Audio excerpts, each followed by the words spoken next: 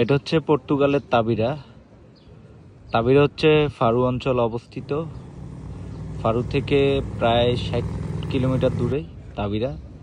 তো তাবিরা অঞ্চলে আমি যতটুকু লক্ষ্য করলাম, এখানে কিন্তু পর্তুগিজ ট্যুরিস্ট নাই। এখানে অধিকাংশ দেখলাম যে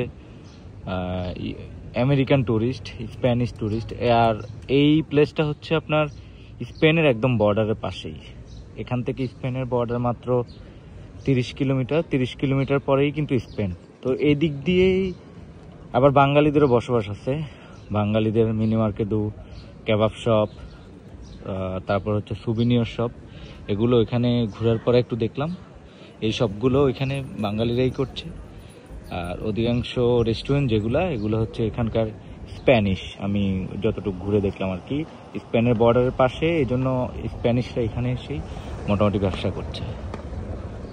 ওভারঅল সব মিলিয়ে দেখলাম সুন্দর, খারাপ না।